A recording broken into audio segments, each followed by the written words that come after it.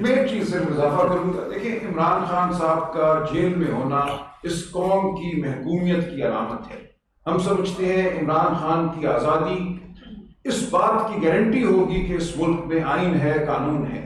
ہماری جو جنگ ہے آئین کے لیے، قانون کے لیے، جمہوریت کے لیے، ووٹ کے تقدس کے لیے، اس سب کا چہرہ عمران خان ہے.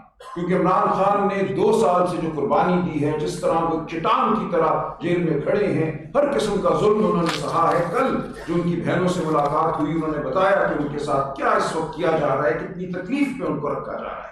لیکن ان کا عزم غیر متزلزل ہے. وہ کہتے ہیں میں پوری عمر کھڑا رہوں گا لیکن پیچھے نہیں ہٹوں گا اپنے نسبلین سے، اپنے نظریے سے. اور نظریہ ان کا یہی ہے کہ طاقت ووٹ کی ہے. جب تک آپ ووٹ کو نہیں مانیں گے، جب تک آپ انسانوں کی حرمت کو نہیں مانیں گے، اس وقت تک وہ کہتے ہیں میں پیچھے نہیں ہٹوں گا. ووٹ کو رد کرنا انسان کی حرمت کو رد کرنا ہے، انسان کی تقدیس کو رد کرنا ہے. یہ کہنا ہے کہ تم اس قابل نہیں ہو کہ تمہاری آواز کو سنا جائے. تو اس مقصد کے لیے ہم متحد ہیں. محمود خان صاحب نے آپ کے سامنے ایک بڑا نقشہ رکھا، معدنیات کے حوالے سے، ہمارے مختلف جو علاقے ہیں ان کے حقوق کے حوالے سے. یہ سب چیزیں مربوط ہو جاتی ہیں. ان سب چیزوں کا مقصد یہی ہے کہ پاکستان میں پاکستانیوں کو حقیقی آزادی ملے، ان کو اپنے حقوق ملے. اور اس سب کا چہرہ آج عمران خان صاحب ہیں. اس لیے ہمارا بڑا نصب العین عمران خان کی رہائی ہے. شکریہ. بسم اللہ الرحمن الرحیم. اس سے پہلے کہ میں 2 باتیں کروں، ہمارے جناب ہمارے بھائی برادر مصطفیٰ نواز کھوکھر صاحب وہ وائس چیئرمین ہیں تحریک تحفظ پاکستان کے، فارملی یہاں موجود ہیں. اور ہم نے بہرحال ہم ایک دوسرے کو ویلکم ہی کہتے ہیں. تو یہ خوشی ہے اور ماشاءاللہ بہترین شخصیت ہے. بہت سی باتیں ہو چکی ہیں، میں صرف 1-2 باتیں کہتا ہوں. دیکھیں سوئی میں گیس نکلی، پورے پاکستان میں لوگوں تک گیس پہنچ گئی، لیکن سوئی کے لوگوں کو نہیں ملی، بلوچستان کے لوگوں کو نہیں ملی. یہ استحصال تھا، یہ ظلم تھا وہاں کے لوگوں پر. لوگوں کا اعتبار اپنے سسٹم پر نہیں ہے. حتیٰ آئین میں دیے گئے حقوق بھی ہمیں نہیں مل رہے ہیں. اس کا مطلب یہ کہ عوام کا جو ٹرسٹ ہے وہ ختم ہو چکا ہے سسٹم کے اوپر اور ان لوگوں کے اوپر جو سسٹم چلا رہے ہیں. اس کے باوجود ہم پھر کہتے ہیں کہ آئین کی ریسٹوریشن ہونی چاہیے اور جتنے مسنگ پرسنز ہیں ان سب کو عدالتوں میں پیش کرنا چاہیے. اگر انہوں نے خدا نہ خواستہ کوئی جرم انجام دیا تو عدالتیں سزا دیں، ان کو کورٹ میں لانا چاہیے.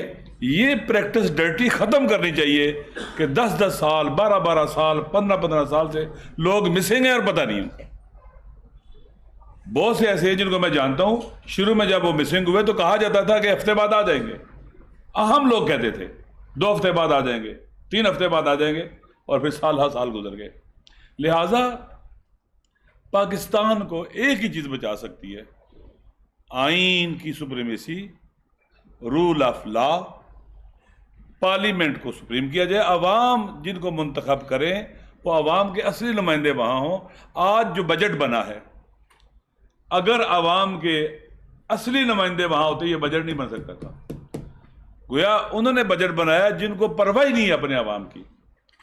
بدترین بجٹ پاکستان کی تاریخ کا، عوام کش، غریب کش بجٹ پاکستان کی تاریخ کا، ایک بم کی طرح ان کے سر پر پڑا ہے.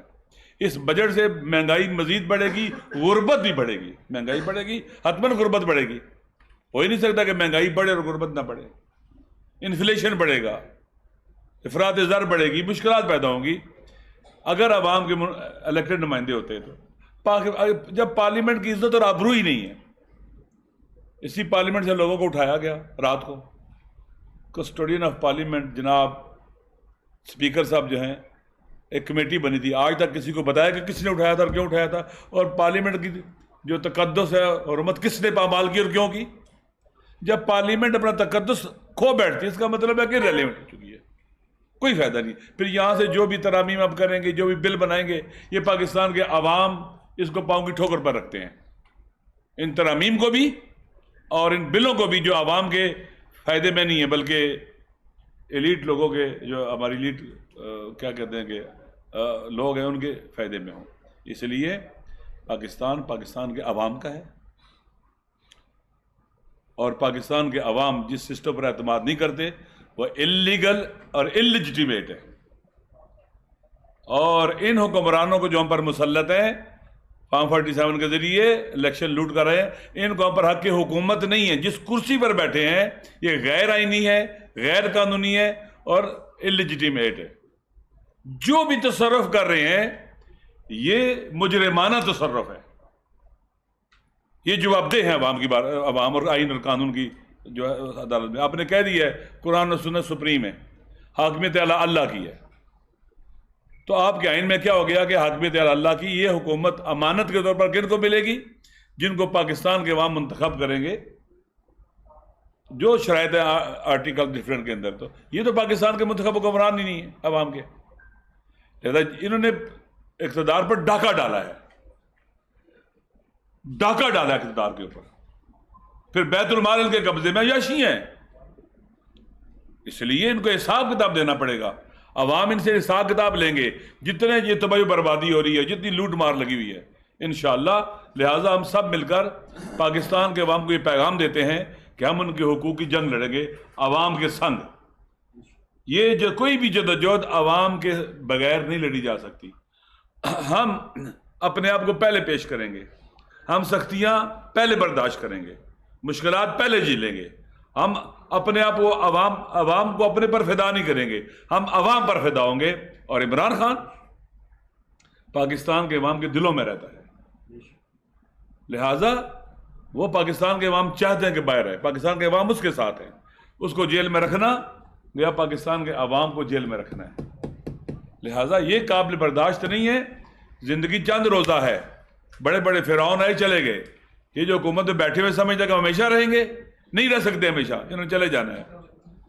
لہٰذا ہم سارے بلوچستان کے عوام کے حقوق کی جنگ لڑیں گے، سندھ کے عوام کے حقوق کی جنگ لڑیں گے، KPK کے عوام کے حقوق کی جنگ لڑیں گے، GB ہے، کشمیر ہے، پنجاب ہے، سرائکی علاقہ ہے، ہم تمام عوام کے حقوق کی جنگ لڑیں گے، مزدوروں کی، کسانوں کی، اسٹوڈنٹس کی، جتنے بھی پاکستان کے طبقات ہیں، جو پسا ہوا اور کچلا ہوا طبقہ ہے، سب کے حقوق کی جنگ لڑیں گے انشاءاللہ، اور اس میں ہر مشکل کو، ہر سختی کو سینے سے لگائیں گے جو مردوں کی طرح۔